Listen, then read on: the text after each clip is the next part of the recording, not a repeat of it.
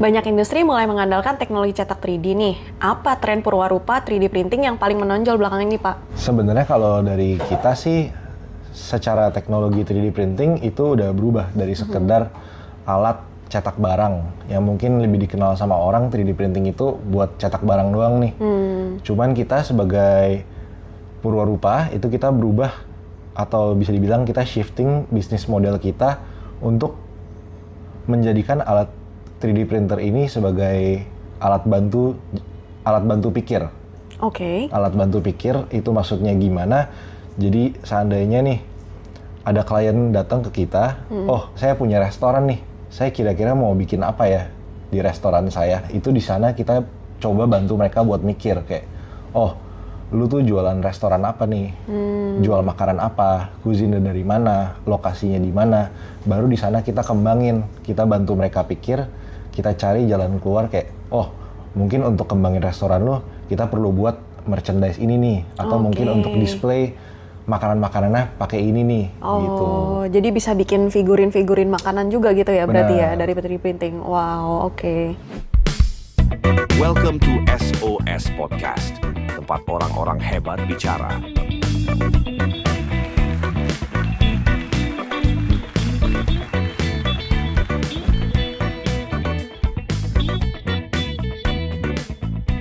Welcome to SOS Podcast, Sinergi Open Talk Session, tempat orang-orang hebat bicara.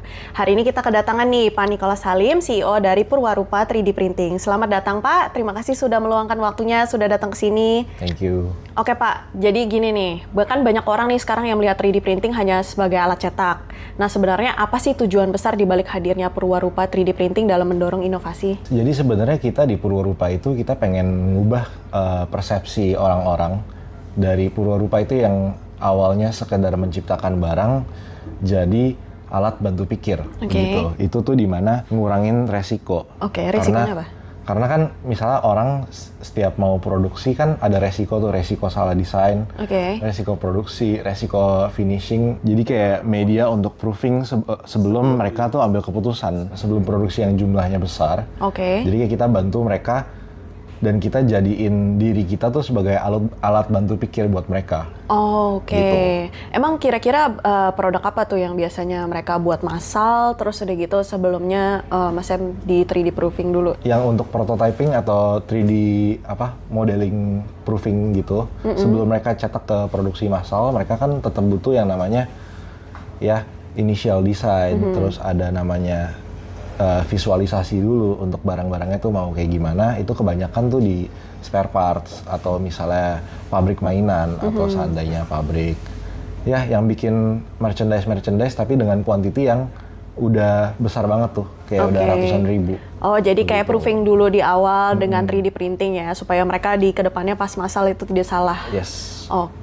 Nah di balik teknologinya, nilai apa atau pengalaman apa yang ingin dihadirkan Purwarupa 3D printing bagi inovator dan industri? Karena kita pengen shift bisnis kita itu untuk ngebantu orang berpikir, untuk bantu orang dalam mengambil keputusan. Jadi kita tuh pengen ngilangin persepsi mereka aja kalau kita tuh mahal. Dan lebih ke kita pengen kasih mereka feeling atau experience kalau inovasi itu sebenarnya nggak mahal dan mudah dilakukan. Gitu. Biasa tuh berapa lama Pak kalau misalnya prosesnya dari desain sampai ini? Kalau proses dari desain sampai produksi itu tergantung, balik lagi ya. Karena kan ada yang kita itu handle dari bikin sekedar gantungan kunci doang yang kecil-kecil sampai kita ada bikin patung yang ukurannya bisa 3 meter gitu. Jadi kayak tergantung balik lagi sama permintaan customer-nya di awal sama apa yang kita solusikan ke customer begitu. Jadi kayak proses paling cepatnya mungkin ada yang customer datang pagi, sorenya kita udah deliver, ada juga yang datang tanggal 1 Januari, 5 Mei kita baru deliver. Iya. Tergantung dengan kesusahan dan teknikalnya ya. Belakangan Purwarupa terlihat cukup sering nih Pak, terlibat di berbagai turnamen golf komunitas. Apa sih cerita di balik keterlibatan ini? Keterlibatan golf sih, kita memang awalnya kan berniat ya untuk kayak bikin piala-piala. Tapi kita ngelihat di luar sana tuh, oh ternyata udah banyak nih custom piala di luar sana. Iya. Tapi kita ngeliat, tapi kita coba ulik-ulik masalahnya, semua piala tuh bentuknya kurang lebih sama gitu kan.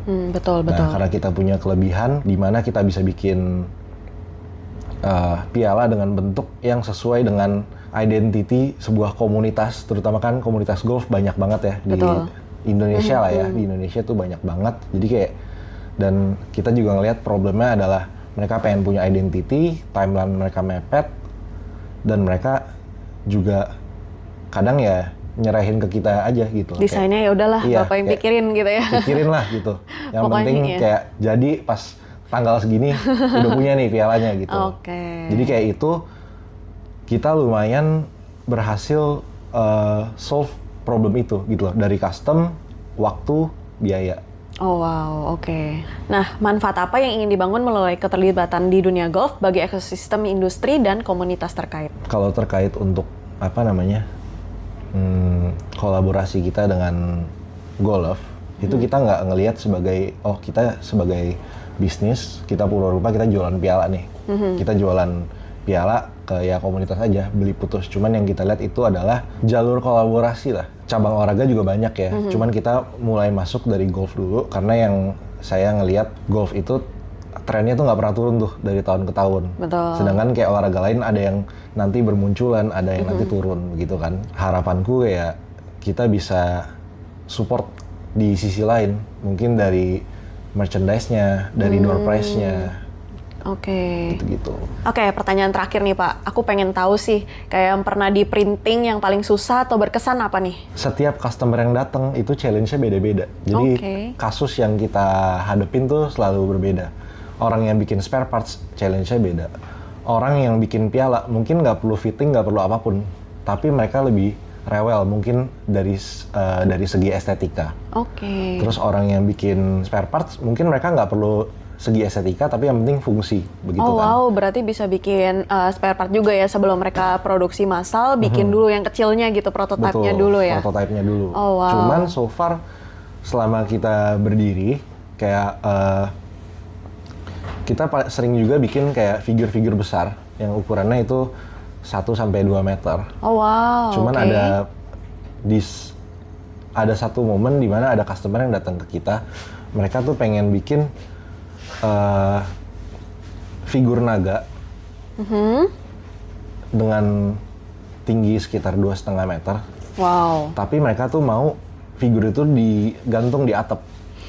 Digantung di atap. Jadi kayak itu pengalaman pertama kita juga untuk pengalaman pertama dapat request kayak gitu. Jadi kayak yang dipikirin tuh cukup banyak ya, kayak di atap nggak boleh berat. Terus itu apalagi di tempat komersial kan, kalau jatuh gimana gitu tiba-tiba kan. Iya. Terus artinya kita harus bikinin kerangka dalamnya juga biar strukturnya tetap kuat. Gitu. Jadi itu ya lumayan project yang paling sulit lah yang pernah kita jalanin. Berarti itu kalau bikin segede itu berarti partsnya pelan-pelan itu dari semua sisi dibikin-bikin dulu terus baru digabungin. Benar. Langsung digabungin di acara atau pas di ini? Oh enggak, kita gabungin di workshop, pokoknya customer selalu terima jadi. Thank you Pak sudah hadir di sini bersama kita. Ada kesan-pesan terakhir gak Pak untuk penonton SOS Podcast kita? Harapan kami untuk Purwarupa adalah kami ingin Purwarupa menjadi partner kolaborasi bagi industri dan komunitas. Kami juga pengen tetap teman-teman kita di luar sana untuk tidak takut berinovasi dan berani mengeksplorasi ide lebih jauh dengan kita.